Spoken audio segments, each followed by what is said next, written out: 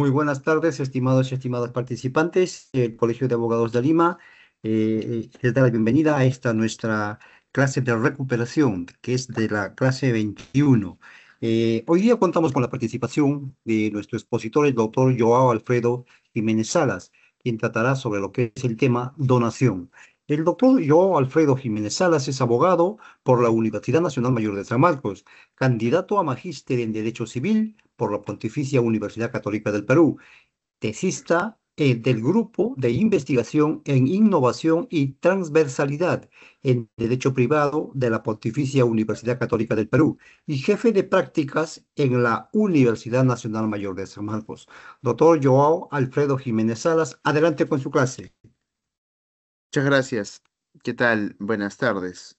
Estamos en esta clase de recuperación en el que vamos a ver el contrato de donación, que es un contrato en realidad que ya ha sido abordado por la doctrina, por la jurisprudencia. La mayoría de la regulación del contrato tiene aspectos bastante claros. Sin embargo, es un contrato que ha adquirido relevancia en los debates jurídicos recientemente por una sentencia del Tribunal Constitucional en la cual se termina inaplicando un supuesto clásico de formalidad solemne.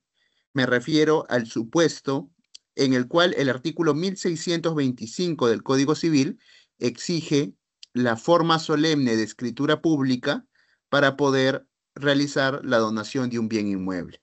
¿Ya? Entonces, el Tribunal Constitucional en un caso en concreto, ha inaplicado la formalidad establecida en el Código Civil, que es la escritura pública, y ha determinado que un contrato de donación de un bien inmueble realizado en minuta privada es un contrato plenamente válido y eficaz. Este caso, este expediente, ha vuelto a traer a los debates jurídicos al contrato de donación y es un aspecto, entre otros, que vamos a recordar y que vamos a exponer el día de hoy, ¿no? Pero antes de esto, quisiera explicarles y comentarles que el contrato de donación es un contrato que se encuentra a su vez dentro de un marco jurídico mucho más amplio, que se refiere a los actos de liberalidad. Los actos de liberalidad se contraponen a los actos a título oneroso. Mientras los actos a título oneroso suponen la existencia de una contraprestación económica en favor de una persona y que incluso contempla una reciprocidad en las prestaciones, es decir, doy para que des, doy para que hagas, hago para que hagas, y las combinaciones en las cuales existe una reciprocidad contractual. En la liberalidad, la situación es distinta. Primero porque el acto no es a título oneroso, es un acto a título gratuito. Se realiza un desplazamiento patrimonial, se realiza una entrega patrimonial, pero sin existir nada a cambio. Por eso que los actos de liberalidad, como los los contratos de donación u otros actos unilaterales como el testamento o el legado, van a contener prestaciones a cargo de una sola persona.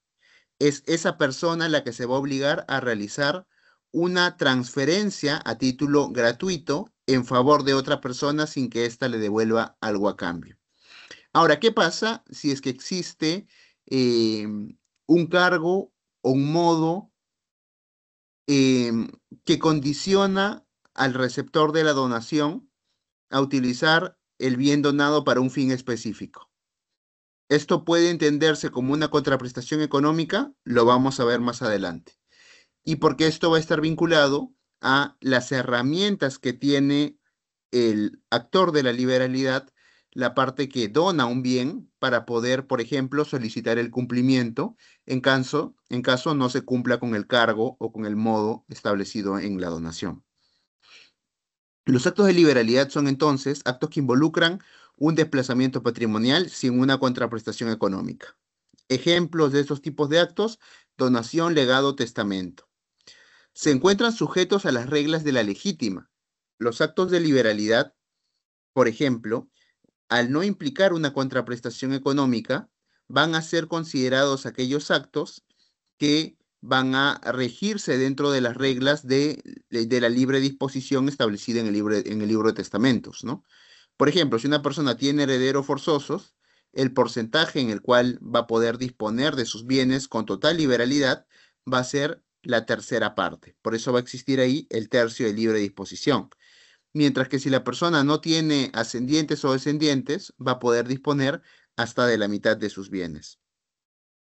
Los actos de liberalidad también son un cierto tipo de actos que se encuentran mucho más expuestos a otros remedios jurídicos o actos del propio transferente que puede dejarlos sin efectos. Por ejemplo, los actos de liberalidad no están protegidos por la fe pública registral, porque la fe pública registral, el tercero de buena fe pública registral, protege a las adquisiciones a título oneroso derivadas de un tercero o realizadas en favor de un tercero. Pero si el acto no es a título oneroso, no son materia de protección del tercero de buena fe pública registral. Lo mismo pasa si nosotros queremos accionar la pretensión de ineficacia por fraude a los acreedores o la acción pauliana. La acción pauliana eh, se divide, los requisitos para invocar la acción pauliana se divide si es que el acto ha sido a título patrimonial, a título oneroso o a título gratuito. Si es que el acto ha sido a título gratuito, basta con demostrar que ha ocurrido un perjuicio en favor del crédito de uno de los acreedores para que el acto, sin mayores requisitos, se deje sin efectos. Mientras que si el acto va a ser a título oneroso, se van a necesitar mayores efectos o mayores requisitos. Entonces, los actos de liberalidad, precisamente porque implican un desplazamiento patrimonial que no va a tener una contraprestación, se encuentran muchos más expuestos a poder ser dejados sin efectos.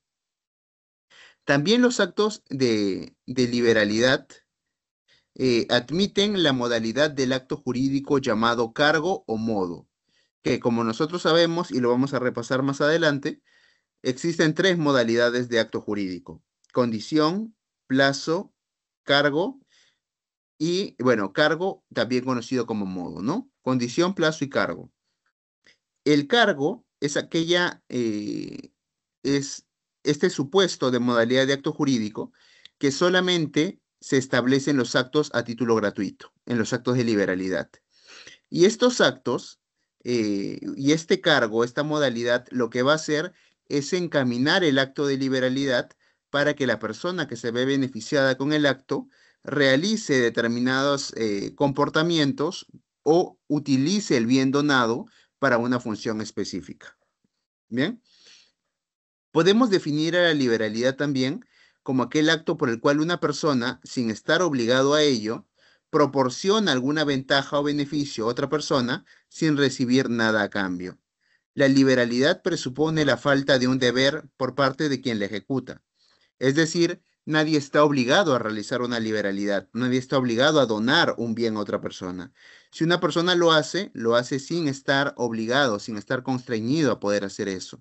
Lo hace porque así es su verdadero querer interno. La liberalidad no depende solamente de la intención de la gente como factor subjetivo, sino de un factor objetivo consistente en la efectiva ausencia de un deber jurídico. Esto es cierto porque si existiese un deber jurídico, por ejemplo, en los casos de la obligación alimentaria, aquí no estaríamos en un supuesto de liberalidad. ¿Por qué? Porque hay una obligación legal en el cual una persona tiene que o entregar un monto dinerario o tener que realizar una determinada contraprestación. En los supuestos en los cuales existe este deber, no estamos ante un escenario de liberalidad. La liberalidad siempre es un propósito altruista que no tiene un correlato económico y que no tiene un deber jurídico que le imponga. Ahora pasamos al contrato de donación, que es uno de los ejemplos de los actos de liberalidad, ¿no? El contrato de donación es un acuerdo entre dos personas de naturaleza patrimonial mediante el cual una persona se obliga a transferir gratuitamente la propiedad de un bien. Digo patrimonial porque todo contrato genera obligaciones y las obligaciones son consideradas como tales porque pueden ser susceptibles de ser valoradas en dinero. Este es un contrato. ¿Por qué? Porque genera una obligación, la obligación de transferir el bien. Es una obligación tiene dos partes, pero tiene una sola prestación. No es de prestaciones recíprocas. ¿Qué es un contrato de prestaciones recíprocas? Un contrato en el cual existen dos prestaciones principales que son reflejo una de la otra. Yo entrego algo y tú a cambio me das un monto dinerario, compra-venta, ¿no? Yo te entrego la propiedad del bien y tú a cambio me pagas un precio económico. Contrato de prestaciones recíprocas, dos prestaciones. Lo mismo, por ejemplo, con una locación de servicios. Yo hago determinado servicio no subordinado y tú a cambio me pagas una contraprestación económica. Dos prestaciones. Sin embargo, en la donación, nosotros apreciamos una sola prestación principal. Esto hay que recordarlo y tenerlo presente porque va a terminar influenciando cuáles van a ser los remedios que tiene el contrato de donación y que se generan en favor del donante. Bien, tiene una sola prestación principal.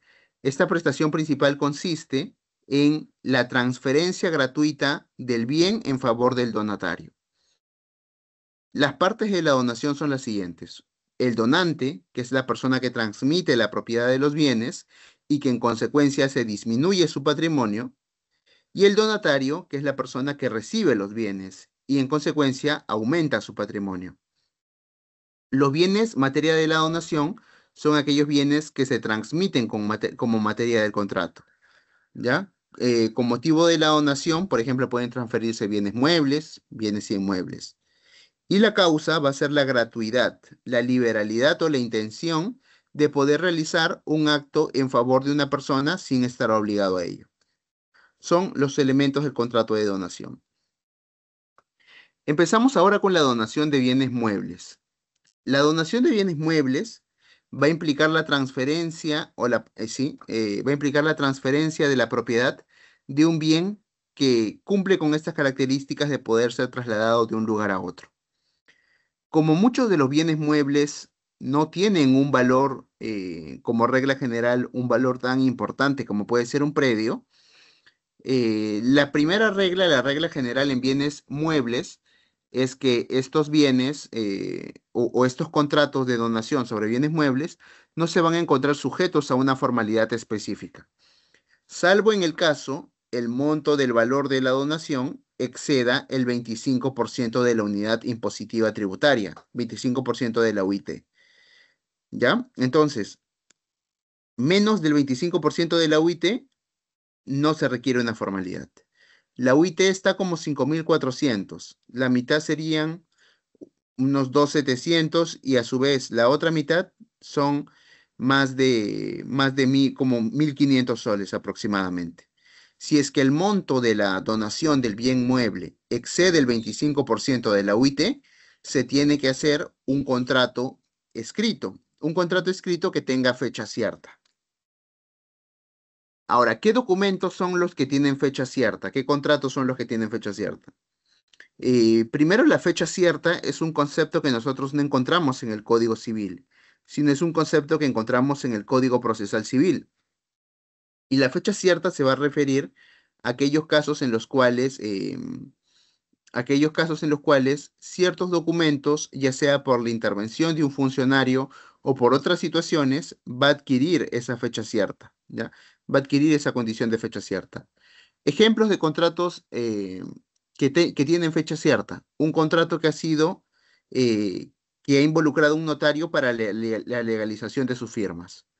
Una escritura pública tiene fecha cierta. ¿Por qué? Porque la intervención del notario no solamente va a garantizar que son las partes las que están efectivamente suscribiendo el contrato, que quienes intervienen son efectivamente aquellos que son los propietarios y son los que afirman suscribir el contrato.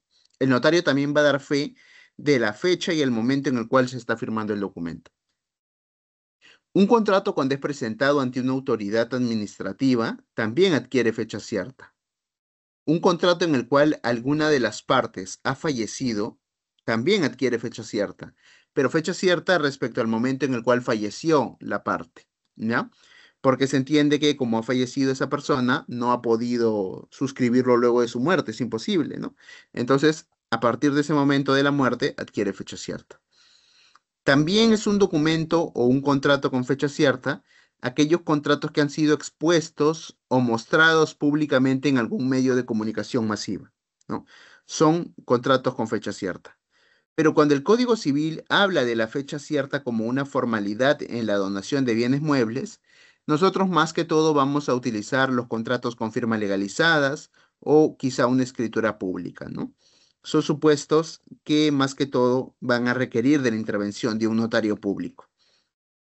En este caso, en el supuesto en el cual el valor del bien donado supere el 25% de la UIT, solo en ese escenario vamos a tener que hacer el contrato de donación de bien mueble mediante documento escrito por con documento de fecha cierta, escritura pública, documento legalizado ante notario, bajo sanción de nulidad. Esto quiere decir que si no se cumple con esa formalidad, que es una formalidad solemne, ya no es una forma probatoria, sino una forma solemne, el contrato no va a producir ningún tipo de efectos, ¿ya? Asimismo, en el documento debe de especificarse y valorizarse los bienes que se donen. Por eso que en los contratos de donación se va a establecer cuáles van a ser las características del bien, si es que pertenece a algún determinado número de serie, por ejemplo, si es un vehículo, la placa de rodaje, el número de serie de algunas cosas, ¿no? Y también el valor que las partes le están realizando al bien.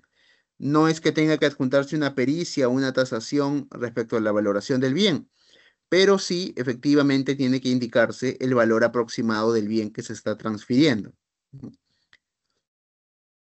Mientras que en el caso de la donación de bienes inmuebles, en cualquier escenario, no se establece aquí un valor mínimo, en cualquier escenario de donación de bienes inmuebles, debe de hacerse bajo la formalidad de escritura pública, ¿ya?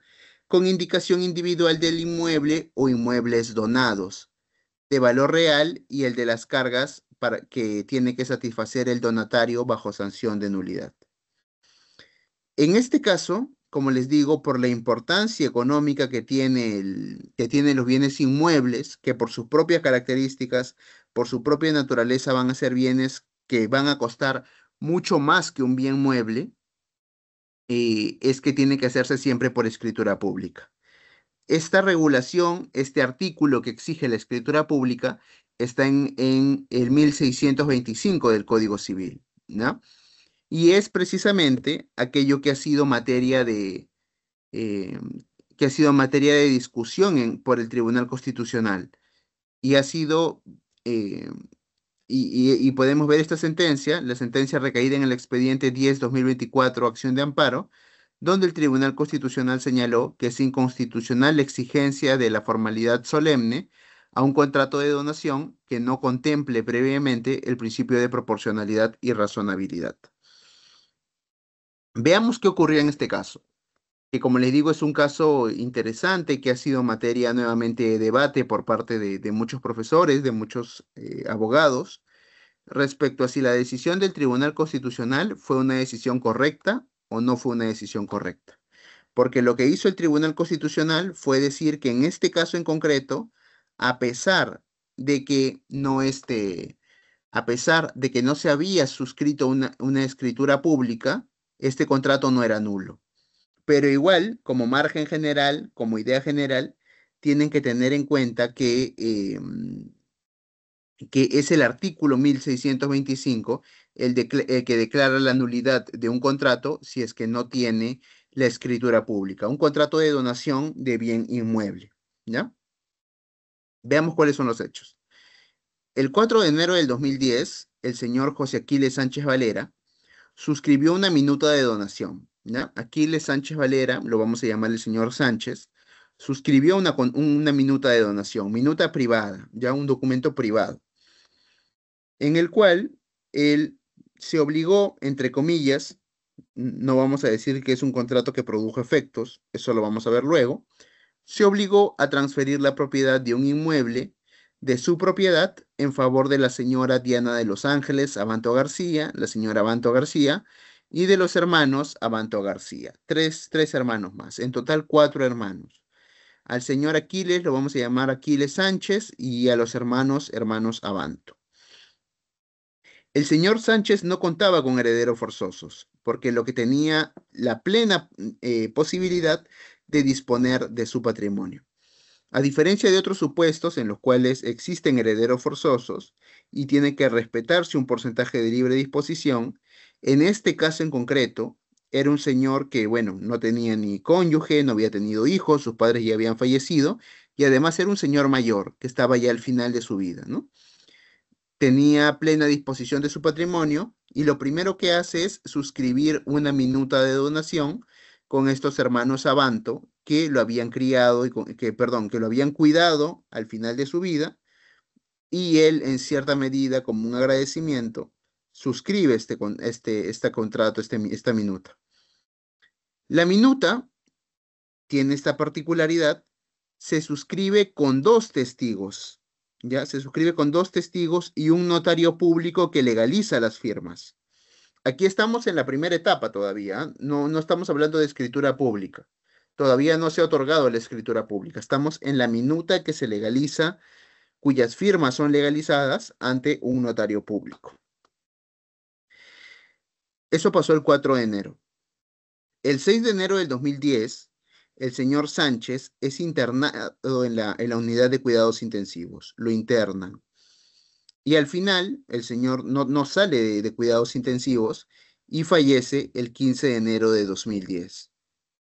Los que quizá vemos algunos aspectos de transferencia de bienes, sabemos que no es tan rápida la emisión de una escritura pública, más si es la transferencia de un inmueble. 2 días no es lo que se demora el notario para elaborar la escritura pública. Quizá pueda hacer una escritura pública en un día, muy rápido, si se trata de un poder, documentos que no revisten mucha complejidad.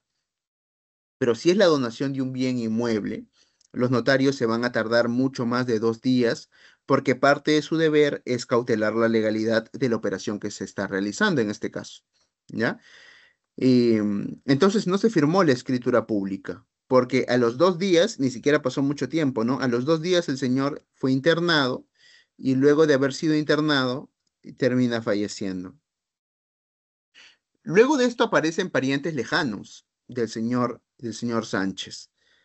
Eran unos parientes lejanos, no eran herederos forzosos, ojo, no eran herederos forzosos, sino eran parientes lejanos. Cuando uno ya no tiene herederos forzosos, los que siguen en la línea hereditaria ya empiezan a ser parientes mucho más lejanos.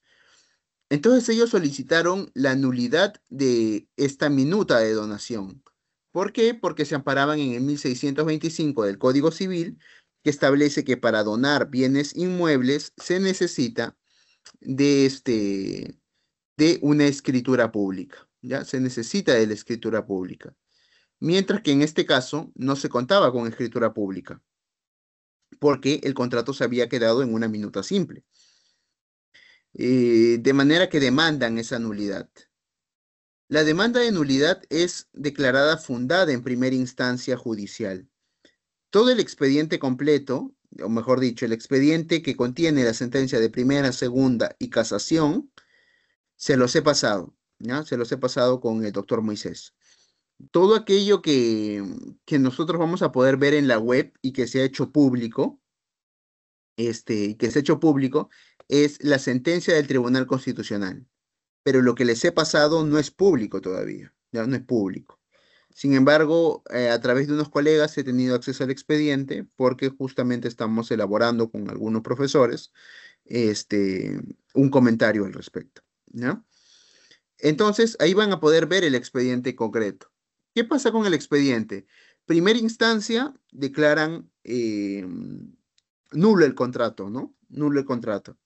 Lo que establece el juez es, bueno, es bastante claro, ¿no? Aquí vamos a poder ver la sentencia de primera instancia. Tercer juzgado especializado en lo civil, sede comercio, resolución 21, ahí está el número de expediente civil, en la cual el juez declara fundada la demanda. Y podemos ver su razonamiento en este considerando cuarto. Respecto al primer punto controvertido relativo a la ausencia de formalidad exigida para la celebración de la donación. Dice, pues como bien lo prescribe el artículo 140, inciso 4 del Código Civil, uno de los requisitos para la validez del acto jurídico es la observancia de la forma prescrita, de lo que se colige que existen actos jurídicos que no requieren observar una determinada formalidad para su validez y otros que sí, denominándose los primeros ad probationem y a los segundos ab solemnitatem, en la medida que sirven solo para acreditar su existencia y para, además de ello, observar la forma prescrita por la ley para su validez y eficacia respectivamente. Ahora bien, de conformidad con lo previsto por el artículo 1625 del Código Civil, que prescribe la donación de bienes inmuebles debe hacerse por escritura pública, con indicación individual del inmueble o inmuebles donados de su valor real y el de las cargas que han de satisfacer el donatario, bajo sanción de nulidad, de lo que se colige que la formalidad que se debe observar tratándose de actos jurídicos de donación es escritura pública, que en caso de inobservarse se declarará la nulidad del acto jurídico observado, ¿ya? En este considerando cuarto, lo que está haciendo el juez es dar el marco normativo aplicable a este contrato, ¿ya? Primero va a señalar cuál va a ser la norma que yo voy a utilizar para poder resolver esta controversia. Y la norma que está utilizando es el 1625 del Código Civil, norma que regula la formalidad en la donación de bienes inmuebles, escritura pública bajo sanción de nulidad. Siguiente considerando. En tal sentido, en el caso de autos, conforme se aprecia de la copia certificada de donación, celebrada entre la persona de José Aquiles Sánchez, en calidad de donante, y Diana de los Ángeles Abanto García y sus hermanos, en calidad de donatarios, de fecha 4 de enero de 2010, mediante el cual el primero transfiere en favor de los segundos el interior del inmueble ubicado en tal lugar, solamente ha sido faccionado de un documento privado, pues no tiene calidad de escritura pública, incumpliendo la formalidad requerida, por lo que la nulidad debe ampararse en tanto es insalvable. Y es así porque su validez depende del cumplimiento de su formalidad. Entonces aquí el juzgado de primera instancia está resolviendo de forma, no podríamos decir incorrecta, porque es la aplicación estricta de la norma, pero sí de una forma un tanto legal, un tanto estricta de la formalidad, ¿no? En este caso dice, la forma es el 1625, escritura pública para contratos de donación de bienes inmuebles. Aquí estamos ante una minuta privada, es decir, no es una escritura pública, que no ha cumplido la formalidad exigida por el 1625 del Código Civil. En consecuencia, al no cumplirse la formalidad fundada la demanda, y se declara que el contrato celebrado entre el señor Sánchez y los hermanos Abanto es un contrato nulo, ¿no? Esto fue apelado, segunda instancia. Sala Civil de la Corte Suprema, que en este caso, en esta sentencia, se termina revocando la decisión. Se termina revocando la decisión y se declara infundada la demanda. Y esto es lo que se sostiene en uno de sus considerandos. Estos eventos, sin duda, resultan significativos y trascendentes para acreditar de manera incontrovertible que hubo adversidad para otorgar la escritura pública de donación. ¿A qué se está refiriendo aquí la segunda instancia? La segunda instancia está señalando que existieron determinados eventos que no son imputables a las partes y que ocasionaron que el señor Sánchez Valera no pudiese suscribir la escritura pública. No es que el señor Sánchez Valera quisiera omitir esta formalidad, que quisieran burlarse de la ley, que quisieran perjudicar a terceros. No, en este caso existió un evento que no era culpa de nadie en realidad y que el señor terminó pues en cuidados intensivos y luego al final falleció. De manera que hay un supuesto en el cual sería un tanto gravoso exigir la formalidad, sabiendo que dadas las circunstancias concretas, esta persona no pudo ingresar a cuidados intensivos porque terminó falleciendo. Entonces dice esto también la segunda instancia. Al extremo que en corto tiempo fue hospitalizado el donante, lo que determinó su deceso. No obstante, al estar plasmada de manera indubitable la voluntad de donar de José Aquiles Valera, el acto otorgado por él debe ser respetado, resultando suficiente para su validez y eficacia la minuta, en cuya celebración estuvo presente notario público. En consecuencia, esto permite concluir que el acto jurídico de donación atacado de nulidad por la causal de ausencia de formalidad es válido, no resultando de aplicación la exigencia de escritura pública. Ahora, los jueces tienen la facultad, mediante control difuso, de poder inaplicar una determinada norma si es que consideran que se opone a la Constitución. Pero en este caso los jueces estaban inaplicando el 1625 sin hacer este análisis previo de la constitucionalidad de la norma, ¿no? Pero aquí, digamos, el criterio es un criterio mucho más amplio. Los jueces están señalando que pese a que existe esta formalidad del 1625, pese a que existe esta formalidad, eh, son otras circunstancias las que impiden que las partes puedan celebrar o hayan podido celebrar una escritura pública. Entonces, segunda instancia, modifica la decisión y declara infundada la demanda.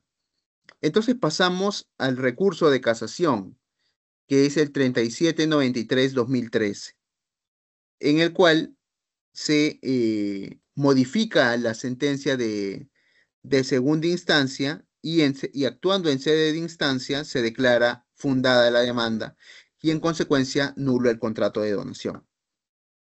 Considerando sexto, a la luz de lo expuesto en los considerandos anteriores, corresponde dilucidar si la donación del bien inmueble efectuada por el donante mediante documento privado adolece de nulidad, siendo que, como se tiene expuesto, el acto jurídico debe realizarse mediante escritura pública. En consecuencia, dicha formalidad no se ha cumplido. El acto jurídico no existe, por tanto, debe declararse su nulidad. Séptimo, en ese orden de ideas, esta Sala Suprema llega a la conclusión de que al expedirse la resolución impugnada, se ha infringido la disposición del artículo 1625 del Código Civil. En tal sentido, corresponde anular la sentencia de vista y emitir pronunciamiento acorde con lo que ha sido materia de análisis en el presente proceso, por lo que actuando en sede de instancia, confirma la apelada que declara fundada la demanda de nulidad de acto jurídico. ¿Ya? Casación termina declarando fundada la demanda. De manera que esta sentencia de casación es recurrida vía amparo, vía un proceso de amparo, por los beneficiarios de la minuta de donación, de la minuta privada. Y este caso, vía amparo, llega al Tribunal Constitucional. Llega al Tribunal Constitucional en la cual se han solicitado la protección de dos derechos fundamentales. Primero, el derecho al debido proceso y segundo, el derecho a la propiedad, ¿no? El derecho a la propiedad. También el derecho a la libertad de contratar. Lo que sostienen esta parte los apelantes es que lo que sostienen los apelantes es que no se habrían respetado estos dos derechos porque no se han considerado las circunstancias que están circundantes y que están vinculadas al caso en concreto. Y estas circunstancias son las del lamentable fallecimiento que tiene el señor Sánchez Valera y que le impide poder otorgar o poder suscribir un contrato o una escritura pública, ¿no? Reitero, eh, no fue un supuesto en el cual el señor Sánchez quería simplemente no cumplir la norma, o no fue un supuesto de negligencia en el cual las partes no acataron una disposición legal, sino fue un evento tan fortuito como es la muerte, lo que impidió que las partes pudiesen formalizar.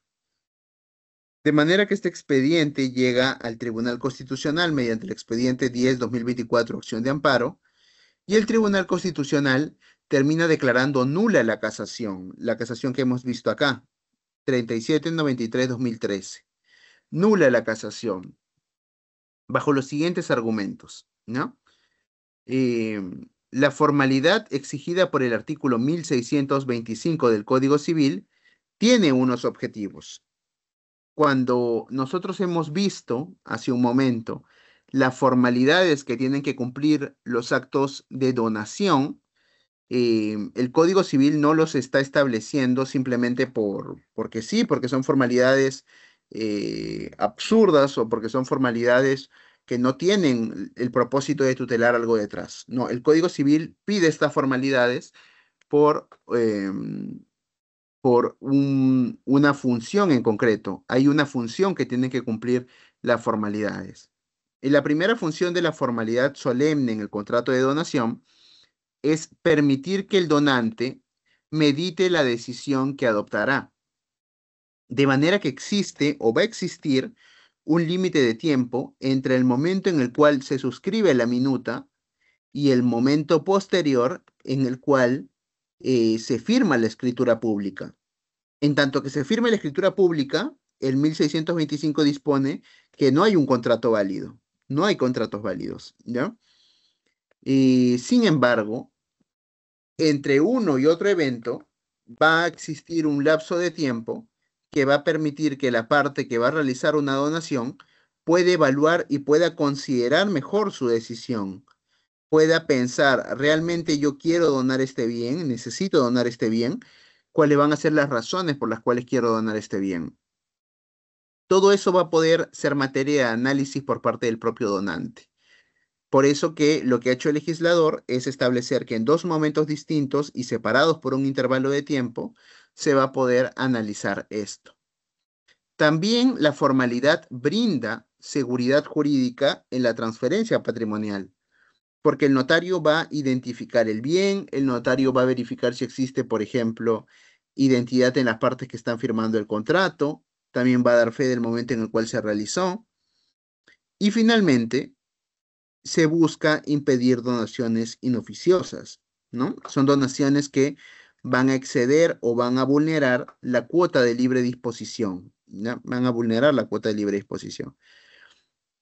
Así que el Tribunal Constitucional dice, estas son las funciones de la donación.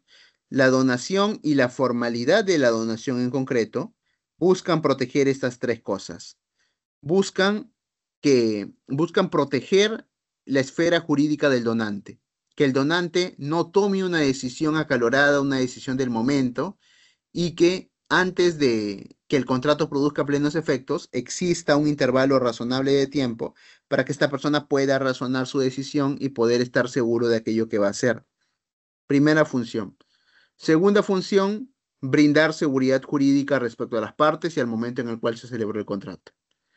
Tercera función, el poder impedir que las personas vendan más de su cuota de libre disposición, o mejor dicho, transfieran a título gratuito, no vender, sino transfieran a título gratuito, se deshagan a título gratuito de bienes que forman parte de su patrimonio y que podría implicar la lesión a la legítima. Entonces, ese es el primer argumento que da el Tribunal Constitucional. Estas son las funciones. Y el Tribunal Constitucional se pregunta, en este caso, ¿se cumplieron con esas formalidades? ¿Y se cumplió con el propósito que buscaba tutelar la formalidad contenida en el 1625? Y lo cierto es que el Tribunal Constitucional dice sí, analizando función por función, sí podemos concluir, sí podemos observar que en este caso se ha cumplido con esta formalidad. Y vamos a analizar función por función. Primera, empezamos por la segunda, que es mucho más fácil. Brindar seguridad jurídica. ¿Qué tipo de seguridad jurídica brinda el notario respecto a la donación? ¿Qué tipo de seguridad jurídica? El notario va a garantizar que no haya suplantación de identidades. El notario va a garantizar que el contrato sí se celebró. El notario también te va a garantizar que el contrato se celebró en el momento en el cual el documento les fue presentado. Todo eso garantiza el notario. Pregunta, en el caso materia de análisis, ¿se cumple con esa formalidad según el Tribunal Constitucional? Y el Tribunal Constitucional responde, sí, se cumple con esa formalidad. Porque si bien no es una escritura pública, es un contrato con firmas legalizadas ante notario. Y es un contrato que contó inclusive con dos testigos.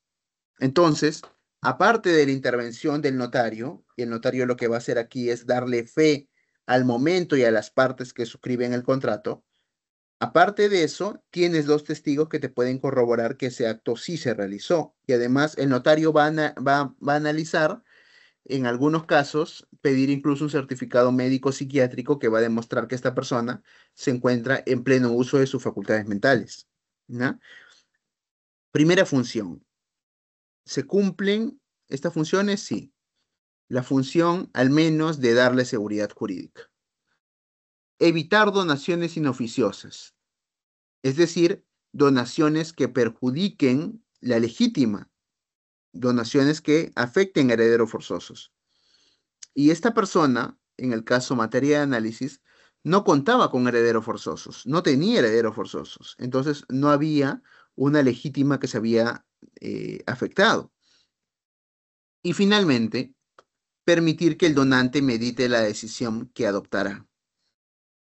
Esta sí resulta un tanto más problemático porque no hay forma de demostrar que esta persona podía haber analizado más la decisión porque falleció prematuramente luego de firmada la minuta, falleció a los 2 días, ¿no? Entonces, no había forma de demostrar eso. Sin embargo, el Tribunal Constitucional señala que lo que sí es posible es poder interpretar aquello que esta persona hubiese querido hacer. Y de los hechos del caso no hay ningún elemento que permita concluir que esta persona no quería hacer la donación. ¿Ya? Entonces, esta formalidad, según el Tribunal Constitucional, también se habría cumplido. El tribunal también considera que si bien el artículo 1625 es una norma que establece expresamente un requisito solemne para la producción de efectos de un acto, también toda norma tiene que ser interpretada bajo los principios constitucionales de razonabilidad y proporcionalidad. De manera que una norma puede ser una norma muy elaborada, puede ser una norma que tenga como propósito proteger a determinadas personas, pero si esa norma es utilizada en un contexto en el cual los hechos o los eventos ocurridos deberían de hacer que nosotros nos replanteemos sobre lo correcto de usar esa norma, entonces debemos de recurrir a los criterios de razonabilidad y proporcionalidad planteados por el Tribunal Constitucional. Y en el caso en concreto, se pregunta el Tribunal Constitucional, ¿era razonable exigir la formalidad solemne cuando esta persona había fallecido a los 2 días nada más de emitida la escritura pública? Y el tribunal señala que no, no era pues no era razonable, no era proporcional, porque fue un evento ajeno a las partes el que impidió que se realizara la formalidad. No fue la negligencia de las partes, no fue que las partes no quisieron cumplir o quisieron perjudicar a un acreedor, sino que fue la muerte, algo tan fortuito como la muerte, lo que impidió que se pudiese cumplir con la formalidad. Entonces el Tribunal Constitucional establece que mantener esta situación, que que aplicar este artículo de una forma tan rigurosa o tan legalista como dice el Tribunal Constitucional, sin tomar en cuenta más principios constitucionales, podría conllevarnos a un resultado inconstitucional. Ojo, la norma no es inconstitucional, pero aplicarla sin matices en un caso como este lleva a un resultado inconstitucional. Es lo que dice el TC al respecto. ¿Ya? De manera que el Tribunal Constitucional termina señalando que este contrato o sea, no se pronuncia sobre la validez del contrato. Ahí me corrijo. No se pronuncia sobre la validez del contrato. Pero el Tribunal Constitucional sí declara la nulidad de la casación y como consecuencia de declarar la nulidad, ordena a la Corte Suprema emitir un nuevo pronunciamiento. Un pronunciamiento en el cual se analicen estos supuestos en concreto y pueda brindar una decisión, pero tomando en cuenta los principios de proporcionalidad y razonabilidad. Bien, entonces esta es la sentencia del Tribunal Constitucional. La sentencia del Tribunal Constitucional que se refiere a estos escenarios de donación, pues no estos escenarios de donación en el que no se habrían cumplido con las formalidades respectivas, con las formalidades necesarias, ¿no? Esta sentencia ha sido ampliamente criticada. Me parece que hay mayor cantidad de profesores que no comparten este pronunciamiento, básicamente sosteniendo que el Tribunal Constitucional no ha respetado que existen formas solemnes que tienen que cumplirse. También que incluso hay un profesor que sostiene que sostiene que el Tribunal Constitucional ha destruido toda la teoría de los actos jurídicos, ¿no? Porque no tendría en cuenta que uno de los elementos del acto jurídico es la formalidad, y en este caso era una formalidad que no era, de la cual no se podía precisar, sino que era una formalidad que tenía que cumplirse, ¿no? Entonces, no ha sido bien recibida. Sin embargo, dependiendo de lo que vayamos a patrocinar en un futuro, es importante que tengamos en cuenta este criterio y que el Tribunal Constitucional, en estos supuestos en concreto, termina inaplicando la formalidad, ¿no? Eso igual lo podemos utilizar más tarde para el debate si alguien quiere pronunciarse al respecto. Bien, pasamos a otro ejemplo, a otro supuesto. La donación de bienes muebles por nupcias, ¿ya? ¿Qué dice el Código Civil? La donación de muebles con ocasión de bodas o acontecimientos similares no está sujeta a las formalidades de los artículos 1624, ¿ya? La donación de bienes. Y es que pasa, aquí hay dos cosas que quisiera resaltar. Primero, el Código Civil sí se está poniendo en un escenario en el cual, como en el peruano, en el que existen gran cantidad de bienes que son donados con motivo del matrimonio, ¿no? Si nosotros nos ponemos a pensar, por ejemplo, en algunos matrimonios tradicionales de la sierra centro del país, son matrimonios en los cuales los invitados terminan realizando regalos muy cuantiosos, ¿no? Yo justo tengo un amigo que trabaja en el Tribunal de Contrataciones del OS y le regalaron un auto para su boda, en el que se casó con su novia, ¿no? Le regalaron un auto. Yo dije, bueno, pucha, yo quisiera que me regalen así, quisiera casarme en jauja, dije, ¿no? Pero bueno, ¿qué pasa con estos contratos, ¿no? Con estos actos de donación? Son donaciones que no están sujetas a la formalidad escrita que establece el Código Civil, ¿ya? Hemos visto que los contratos de bienes muebles están sujetos a una formalidad escrita cuando superen el 25% de una UIT. 25% de una UIT tienen que ser por forma escrita, pero no cualquier forma escrita, no es una minuta simple, sino una forma escrita de fecha cierta. Mejor ejemplo, un contrato con firmas legalizadas ante notario público, ¿no? Bien, pero en el caso de donación por nupcias, no aplica esta formalidad sin importar el valor del bien. Lo curioso también, la segunda parte curiosa de esta disposición del Código Civil, es que dice, bienes donados con ocasión de bodas, claro, en un matrimonio, o acontecimientos similares, dice, ¿no? O acontecimientos similares. Lo curioso debería ser quién determina que es un acontecimiento similar, ¿no? Si es el juez o, o cómo se determina ello. Y aún así, ¿qué cosa es un acontecimiento similar? ¿Qué es lo más importante? ¿Qué cosa es similar a una boda? Eh, ¿Qué cosa es similar a una boda? Podríamos, por ejemplo, utilizar una aplicación o una respuesta un tanto religiosa, ¿no? ¿Qué es semejante a una boda? Bueno, otro sacramento, ¿no? Otro sacramento. ¿Y qué sacramento puede ser? Un bautizo, ¿no? Un bautizo de un ahijado querido, ¿no? O una primera comunión, en esos supuestos, o la confirmación de repente, ¿no? Supuestos, pero utilizando un criterio, un tanto canónico, ¿no? Sacramental, de sacramentos. Pero podemos utilizar un criterio distinto de algo semejante a una boda, un cumpleaños, por ejemplo, quizá no, ¿no? Entonces, eh, esto es un tanto peligroso, ¿no? Porque se deja a libre arbitrio de un juez poder determinar qué cosa es válido y qué cosa no, ¿no? Bien, pasamos entonces ahora a la donación inoficiosa. La donación inoficiosa. ¿Y qué es la donación inoficiosa? Como les había contado antes, los contratos de liberalidad son contratos que están sujetos a cierta formalidad en específico, ¿ya? Y también son contratos los de liberalidad, son contratos que tienen que respetar las reglas de la legítima, ¿ya? Las reglas de la legítima. Las reglas de la legítima van a establecer cuál es el porcentaje de disposición que tiene una persona respecto de sus bienes. Disposición a título gratuito.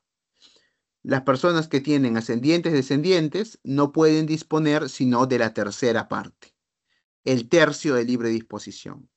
Mientras que si solo tienen cónyuge, pueden disponer de hasta la mitad de sus bienes, ¿ya? Entonces, hay este principio en general que dice que nadie puede dar por vía de donación más de lo que puede disponer por testamento.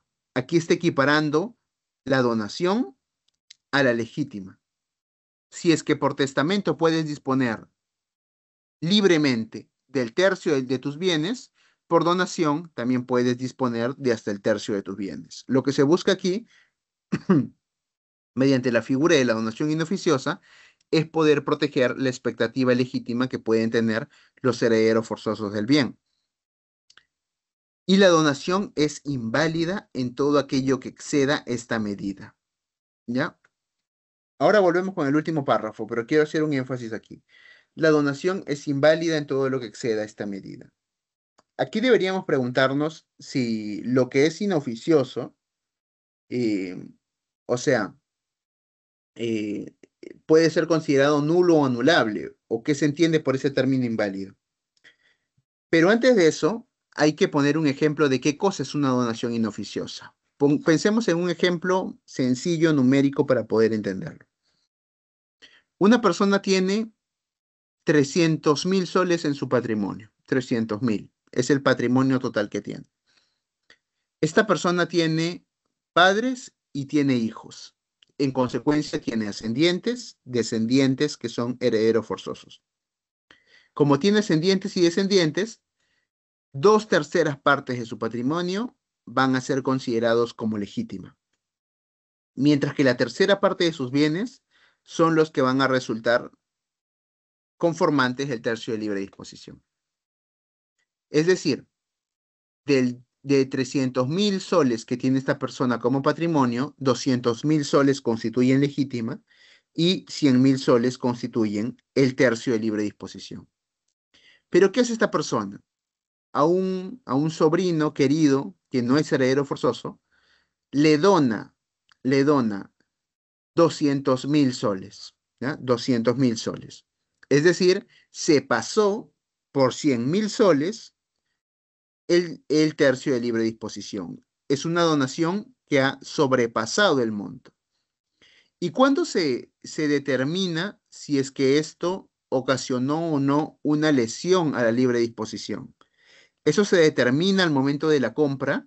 Se puede solicitar en ese momento, se puede solicitar en ese momento algún tipo de acción, y lo cierto es que no. El Código Civil establece que el exceso que pudiese existir al tercio de libre disposición o el exceso que pudiese existir a aquello que es de libre disposición por parte de la persona se determina por el valor que tengan o debían tener los bienes al momento de la muerte del donante. De manera que esto no se va a evaluar en ese mismo momento. Los herederos no se van a poder oponer en ese momento. ¿Por qué no se pueden oponer? Porque todavía no tienen el derecho. El derecho va a nacer en su favor al momento de la muerte del causante. Entonces, en vida, incluso si se ve que una persona está disponiendo más de la legítima, no podemos oponernos a eso. Pero en un futuro, cuando se determine cuánto era la legítima, y cuánto era el valor de los bienes donados, en ese momento se va a poder solicitar la acción de donación inoficiosa. El momento en el cual ocurre esto nos permite darnos cuenta que este no es un caso de invalidez o de nulidad. ¿Por qué? Porque la nulidad es un vicio cuya presencia se origina al momento de la celebración del acto. El perjuicio o la violación a la norma se origina al momento del nacimiento del acto.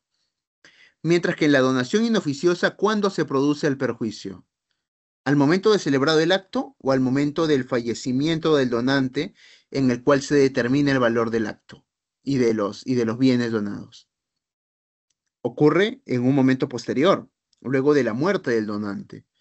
Entonces, no puede hablarse de una invalidez o de una nulidad cuyas consecuencias se van a determinar en un futuro, ¿no? Esto no ocurre así. Entonces, este no es en realidad un supuesto de nulidad o de invalidez o de anulabilidad. Lo que establecen los tratadistas, incluso, bueno, en nuestro país es lo mismo, es que esta no es una acción de nulidad, es una acción en realidad de reducción, es una acción de reducción. A pesar de que la Corte Suprema no de una forma correcta lo viene tratando como un supuesto de nulidad, la pretensión de donación inoficiosa es una pretensión de reducción. Lo que se busca es que si se donó más de aquello que era la legítima, se tenga que reducir proporcionalmente hasta el monto. Volvemos al ejemplo.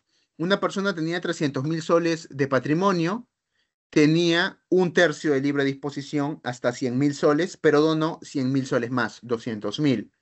Si esa persona fallece al día siguiente y se tiene que evaluar la legítima en función al valor de los bienes donados, se va a poder, luego de un análisis, concluir que la donación se ha pasado por 100.000 soles. La donación está afectando por hasta 100.000 soles a los herederos legítimos.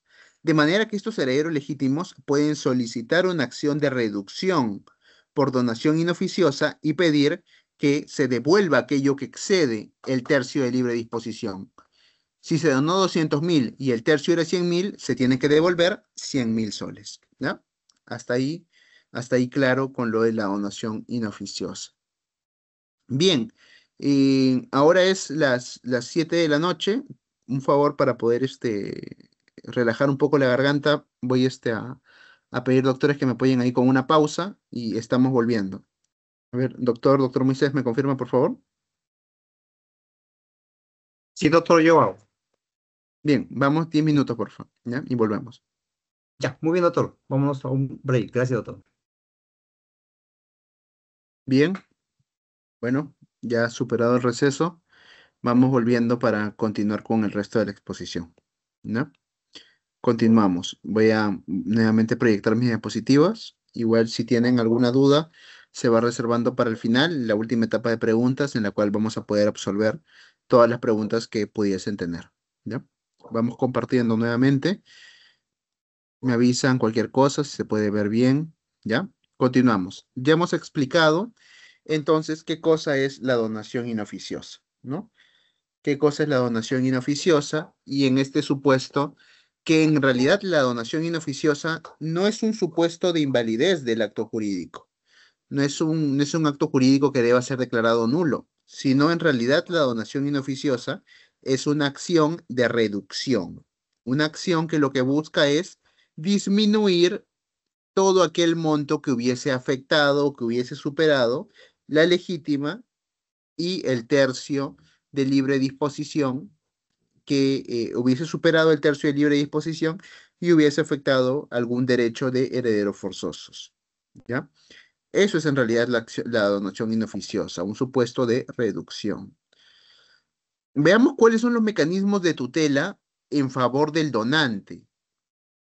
Y es lógico que el Código Civil establezca mecanismos de tutela en favor del donante si tenemos en cuenta que esta persona va a ser la que va a haber disminuido o mermado su patrimonio sin obtener una contraprestación económica a cambio, ¿ya? No va a obtener en principio ningún monto dinerario a cambio, no va a tener ninguna contraprestación, ninguna prestación recíproca, de manera que esta persona puede valerse de distintos mecanismos de tutela que vamos a ver a continuación.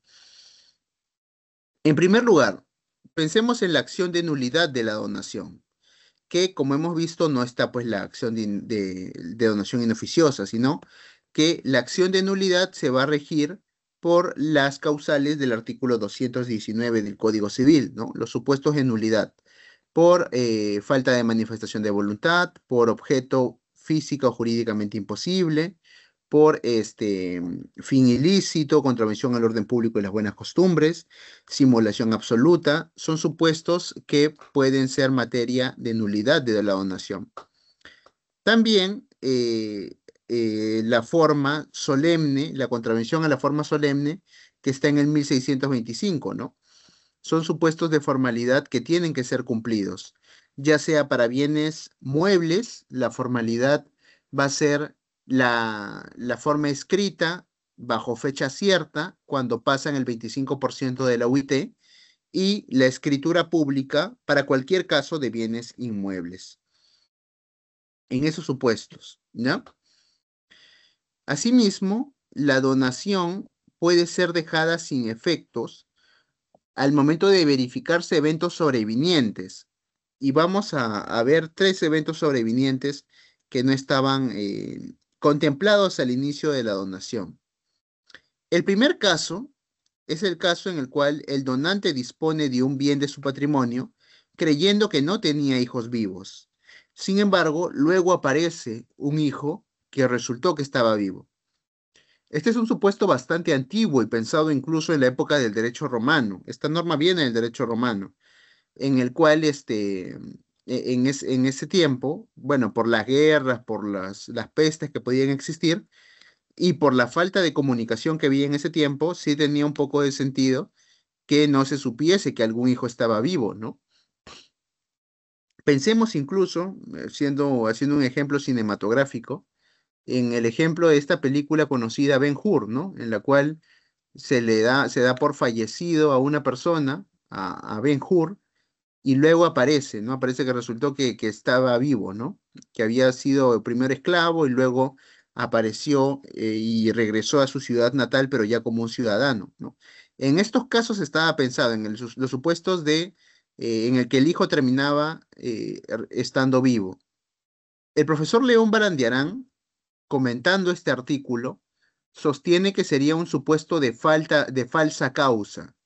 ¿Por qué? Porque una persona celebra una donación pensando pues que no tiene hijos, ¿no? Se atribuye ese supuesto de falsa causa porque piensa que no tenía hijos, pero viene un hijo, aparece y entonces esa donación por falsa causa termina siendo nula. De manera que el artículo 1634 del Código Civil, que regula este supuesto, prescribe pues que sería un escenario de invalidez.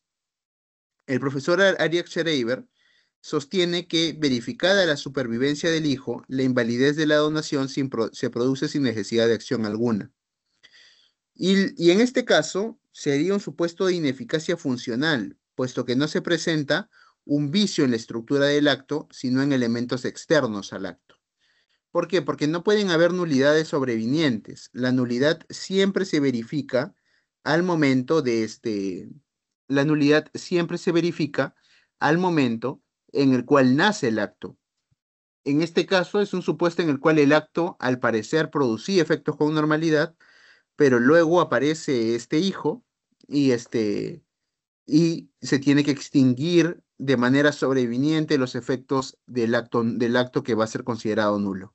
Por eso que consideramos que es más en realidad un supuesto de ineficacia funcional, un supuesto de ineficacia sobreviniente. Bien, sin embargo, consideramos que también es una norma de escasa aplicación práctica, ¿ya? Porque, como les digo, su fuente ni siquiera es un código civil europeo de los códigos del siglo XIX, ¿no? Sino es mucho más antiguo, es una norma del derecho romano, que ha sido conservada desde el Código Civil de 1852, ¿no? Entonces, eh, no es, pues, no debería ser tomado como supuesto de nulidad.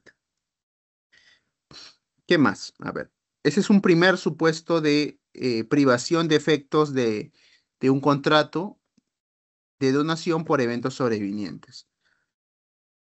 Un segundo caso es la donación que se extingue por causales sobrevinientes de acuerdo al 1633 del Código Civil, cuando la condición económica del donante desmejora, quedando facultado eximirse de entregar lo donado en la parte necesaria para su alimento. Así, la extinción de la obligación no es total, sino parcial, ¿no? El donante se obligó bajo determinados términos a poder transferir un bien en favor de otra persona. Sin embargo, su situación económica, que en principio parecía que era buena, que era una situación cómoda, acomodada, termina desmejorando, ya termina perjudicándose esa relación, esa situación económica. De manera que la persona que había donado puede negarse a entregar el bien y negarse justificadamente a entregar el bien donado. Y lo que dice aquí el Código Civil es que en principio esa extinción de la obligación es parcial, porque la persona que ha donado el bien puede simplemente reducir aquello que corresponde a sus alimentos, no es que sea todo. Sin embargo, también puede acreditarse que si lo que necesita como alimentos hasta mejorar su situación económica corresponde a la totalidad del bien, simplemente en este caso sería una extinción total de la obligación. Y tenemos un tercer caso que se encuentra regulado en el 1644 del Código Civil, que tiene el rótulo erróneo de caducidad, ¿ya? Dispone que si el donatario ocasiona intencionalmente la muerte del donante, la donación caduca. Sin embargo, nosotros podemos apreciar que el Código Civil utiliza el término caducidad de una forma errónea en muchos artículos. Esto porque antes, en el Código de 1852, y que es una mala traducción que venimos arrastrando desde hace mucho, se utilizaba el término caducidad como sinónimo de se extingue o de se revoca, ¿no? Porque al momento de traducir muchas de estas normas, que son normas de Francia, se tradujo de manera literal una palabra que significa caducidad, ¿no? Pero los franceses cuando decían caducidad se referían a se extingue, ¿no? Porque en el Código Civil peruano, la caducidad es un supuesto particular de extinción de derechos, que está regulado al final del Código Civil en el libro de prescripción y caducidad, ¿no? Son cierto tipo de derechos que si no se ejercitan en cierto determinado periodo de tiempo, se extinguen por la falta de uso, ¿no? Eso es la caducidad. Pero en cambio aquí no estamos hablando de la extinción de un derecho por el no uso. Estamos hablando de un contrato que queda sin efectos debido a la verificación de un evento legal, de una condición legal. Y también lo que se busca es desincentivar la violencia entre donatario y donante, ¿no? Si el donatario asesina al donante, mata al donante, en este caso, pero intencionalmente, o sea, no está contemplando supuestos de muertes involuntarias. Si esto es voluntario, si es intencional, el contrato de donación se extingue automáticamente. De otra forma, sería poder reconocerle algún tipo de efecto a ciertos daños que una persona pudiese hacer o a ciertas, eh, o a cierta mala fe que pudiese tener una persona, ¿no? Cosa que no debería ser amparado por el ordenamiento jurídico, ¿no? Ahora vamos al supuesto de revocación del donante, que es otro supuesto que se había establecido en la rúbrica que teníamos que desarrollar hoy.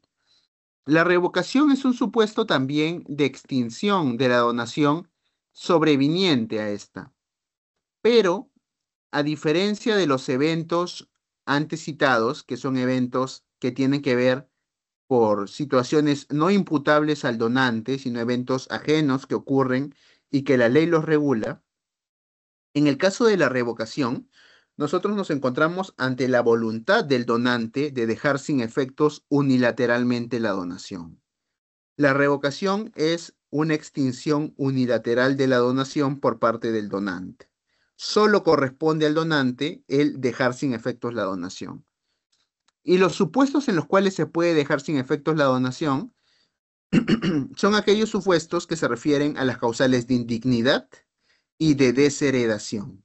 Tenemos que remitirnos entonces a las normas sucesorias para poder determinar en qué supuestos de indignidad y de desheredación se permite que el donante pueda revocar la donación.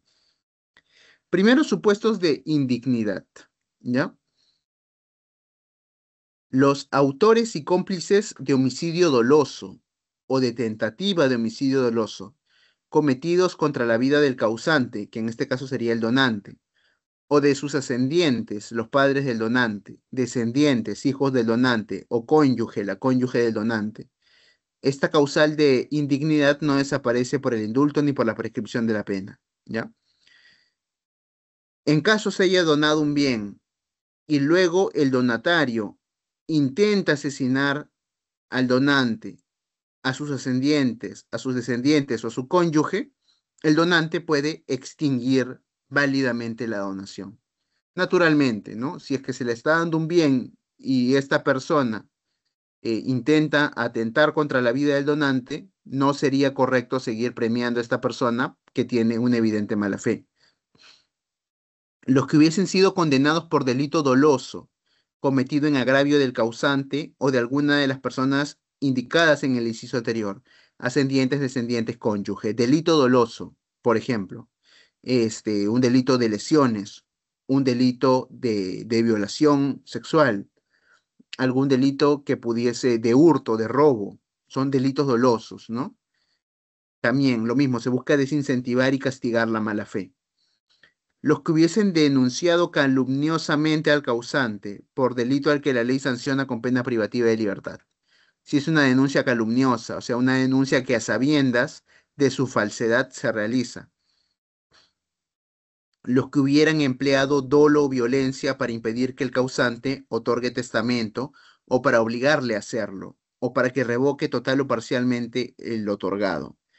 Aquí, si bien habla de testamento, puede aplicarse también a la donación, ¿no? Si es que se utilizó violencia para para el otorgamiento de la donación o para que se revoque alguna donación, en este caso también se permite la revocación de esta.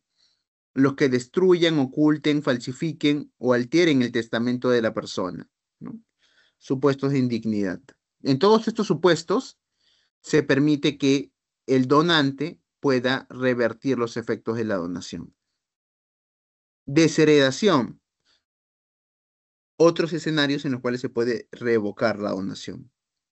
Haber maltratado de obra o injuriado grave y reiteradamente al ascendiente o a su cónyuge, si este también es ascendiente del ofensor, ¿ya? Haber ofendido al donante, ¿no? O a su cónyuge. Haber negado sin motivo justificado los alimentos o haber abandonado al ascendiente.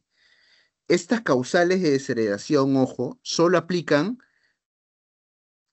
cuando quienes las cometen son los descendientes. O sea, si un padre dona en favor de un hijo, estas causales son las aplicables al hijo.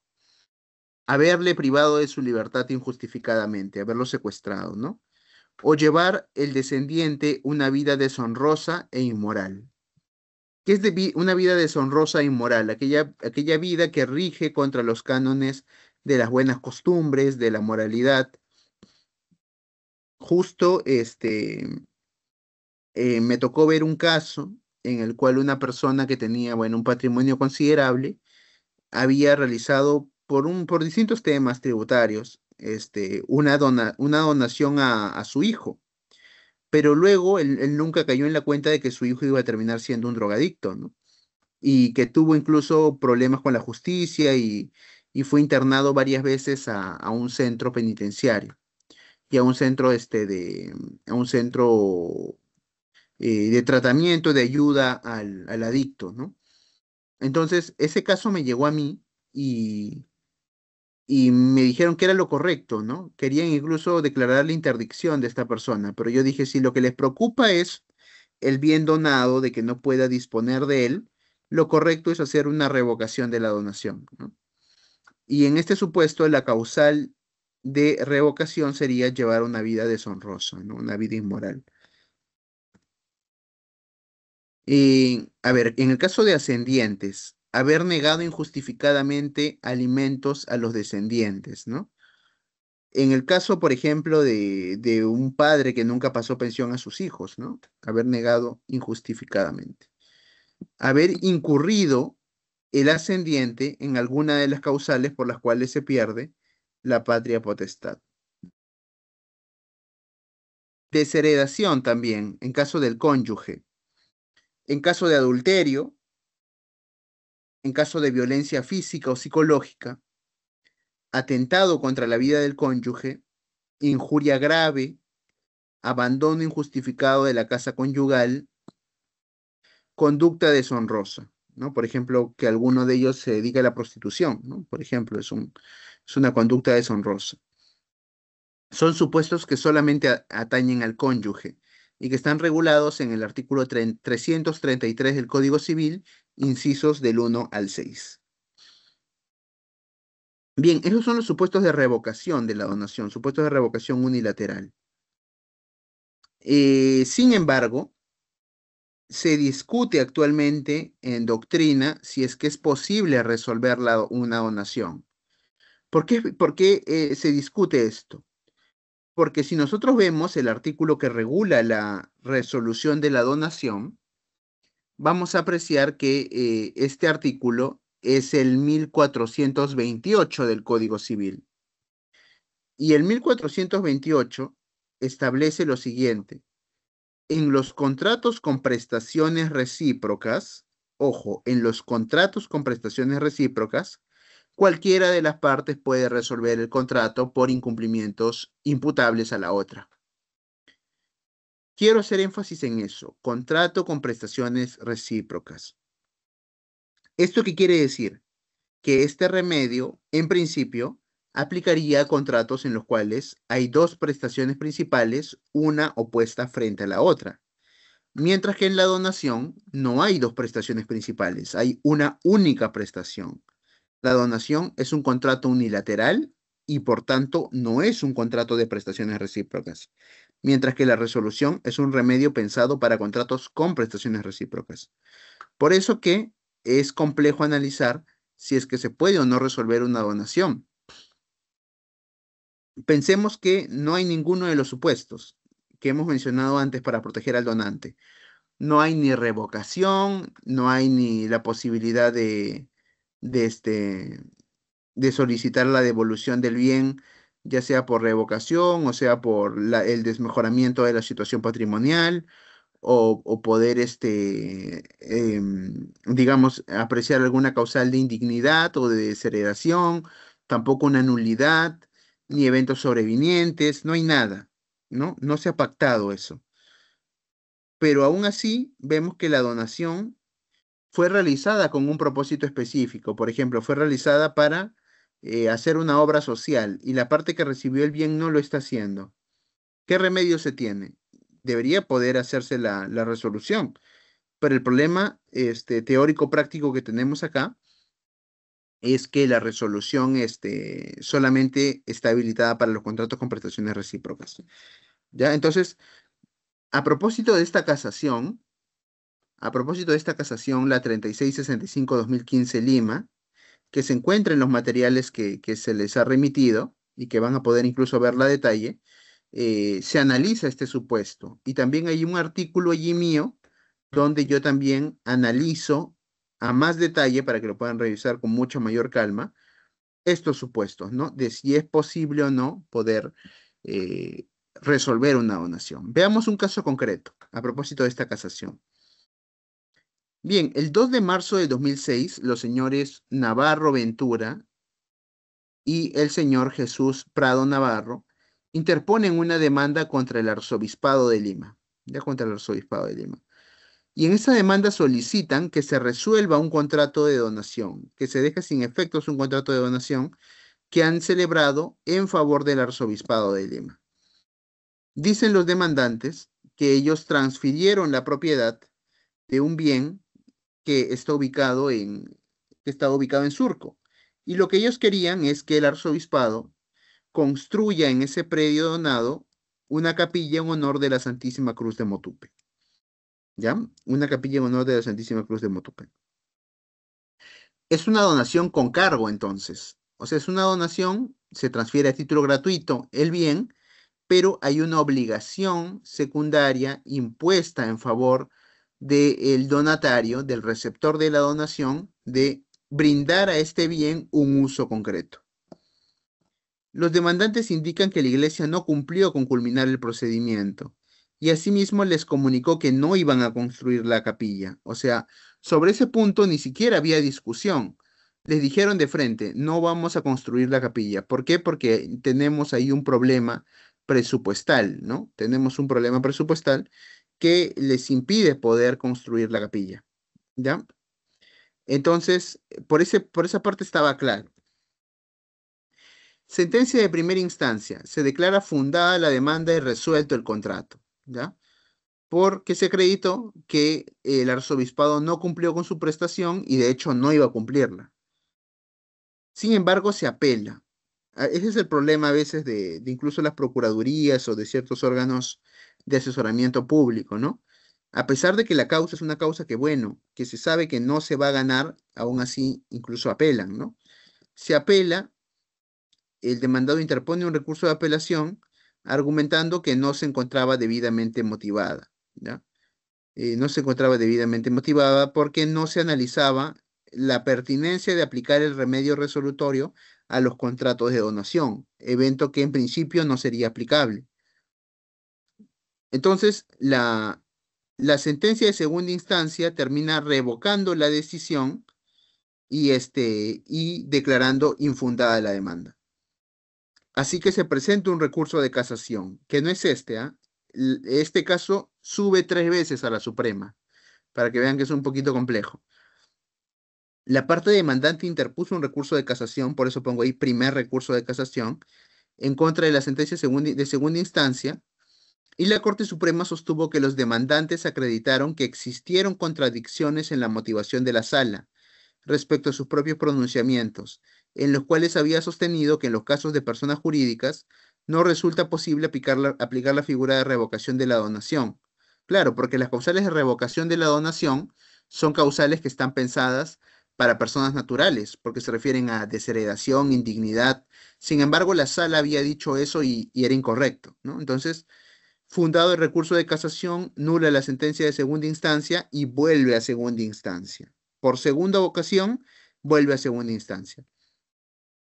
Devuelto el expediente, el colegiado precisó que si bien el contrato de donación tenía un modo, tenía un cargo, esto no lo hace un contrato de prestaciones recíprocas, porque el contrato de prestaciones recíprocas tiene dos prestaciones principales. También señaló que el cargo no establece un plazo máximo para cumplir con la prestación, así que por ahí tampoco se habría cumplido, no se habría incumplido. Esta sentencia de segunda instancia vuelve a ser materia de un recurso de casación y vuelve por segunda vez a la Corte Suprema. Los demandantes presentaron un nuevo recurso de casación indicando que la segunda instancia no cumplió con absolver debidamente los cuestionamientos que antes habían analizado que antes habían declarado nula la sentencia. Entonces este recurso en Suprema es declarado nuevamente fundado y en consecuencia nuevamente nula la sentencia de segunda instancia. Vuelve en este caso por tercera vez a la segunda instancia, ¿ya? Por tercera vez. Y finalmente, mediante resolución del 2014, 24 de septiembre, la segunda instancia emite un pronunciamiento en el cual se abocó al cuestionamiento ya de fondo, que era un punto que no estaba siendo resuelto por ninguna de las instancias. Nadie se pronunciaba de si era posible o no resolver. Ahora la sala dice sí, voy a responder directamente de si es posible. E indica que la presencia de un modo en la donación no es una prestación del donatario, ya que dicha modalidad es un elemento accesorio. Sostuvo que la carga impuesta no conmina al donatario a cumplirla, puesto que el contrato no supedita sus efectos al cumplimiento. Por tanto, como la resolución es un mecanismo de tutela de contratos con prestaciones recíprocas y el cargo no hace que la donación tenga prestaciones recíprocas, infundada la demanda, ¿no? A pesar de que, bueno, veamos, tenían razón, ¿no? No se había cumplido, habían dicho ya, no voy a cumplir, y a pesar de eso, imaginen todo el trámite legal que había, ¿no? Y vuelve por tercera vez a la Corte Suprema y se emite esta casación que es materia de análisis.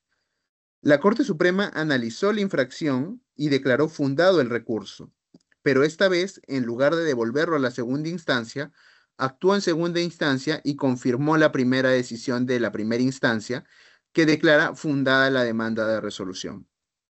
La Corte señaló que el modo o el cargo en las donaciones implica la existencia de una obligación que debe ser cumplida por el donatario. Indicó que si bien el Código Civil no contempla la aplicación supletoria de la resolución a los contratos de donación, los jueces no pueden dejar de administrar justicia.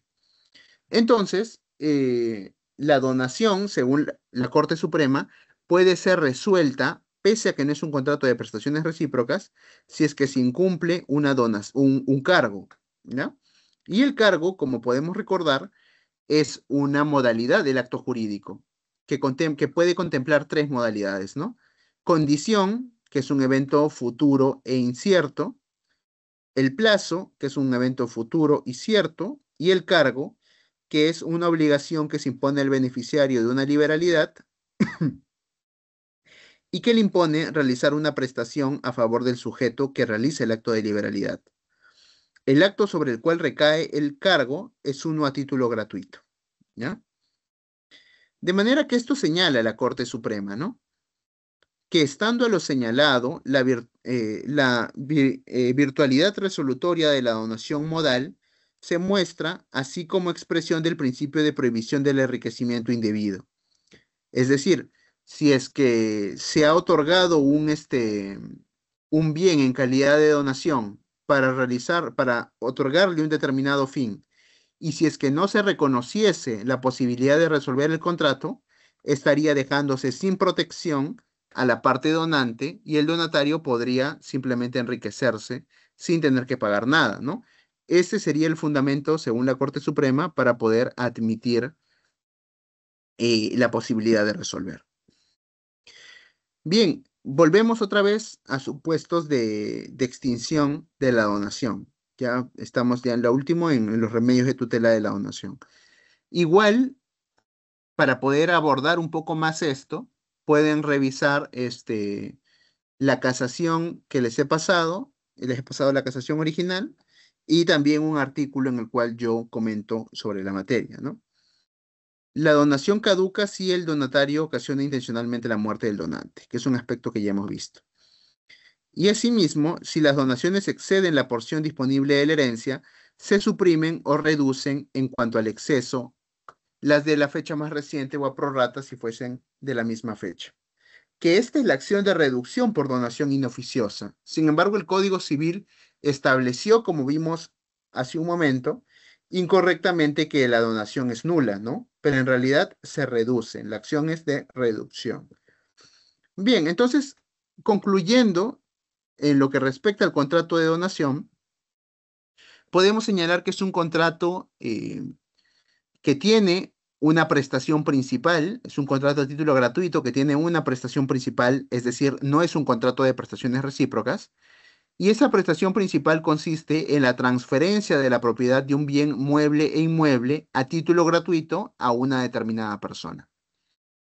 Esta transferencia, porque va a implicar la reducción del patrimonio de una persona, generalmente viene unida a ciertas formalidades que tienen que ser cumplidas. Formalidades como, en el caso de la donación de bienes muebles, un contrato escrito con fecha cierta, cuando superen el 25% del valor de la UIT. En el caso de bienes inmuebles, la formalidad es una escritura pública. Sin embargo, el Tribunal Constitucional, en un supuesto en concreto, ha inaplicado esta formalidad, ¿ya?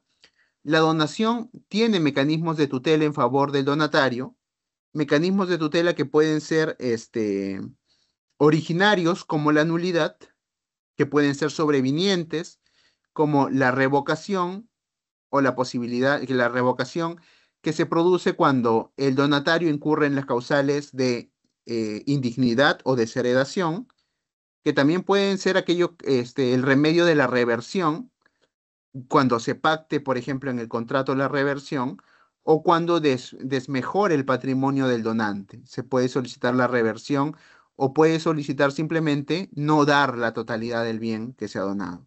Son remedios sobrevinientes. Y finalmente, el remedio más cuestionado es la posibilidad de aplicar la resolución de un contrato a una donación, evento que también ha sido resuelto por la Corte Suprema, que ha establecido que sí es posible poder aplicar esta figura con la intención de evitar que algunas personas se enriquezcan injustificadamente a expensas de otro. Bien, entonces eso sería todo lo que tengo que comentar con relación al contrato de donación. Entiendo que la siguiente parte es relativa a preguntas, así que si tienen alguna pregunta, yo encantado de poder absolverlas. Sí, muchísimas gracias, doctor Joe Alfredo Jiménez Salas, por su participación como expositor en este nuestro diplomado sobre lo que es reales y obligaciones. Vamos a pasar a la siguiente etapa, doctor. Eh, las preguntas. Vamos a invitar a nuestros estimados participantes de que levanten la mano y hagan su pregunta directamente sobre el tema desarrollado por nuestro expositor. ¿Algún participante que quiera hacer su pregunta? Puede hacerlo porque estamos todavía en el horario establecido en nuestro diplomado. Bueno, doctor, parece que no hay ningún problema, no hay ninguna pregunta, entonces todo quedó claro. Entonces vamos a dar por finalizado esta clase. No antes, doctor Joao Alfredo Jiménez Salas, agradecerle por su participación como expositor en este nuestro diplomado y su diploma respectivo vamos a enviarlo a su correo. Gracias, doctor, y muy buenas noches. Gracias, doctor. Cuídese mucho. Gracias a todos. Igualmente, cuídese. Chao, Gracias, chao. doctor.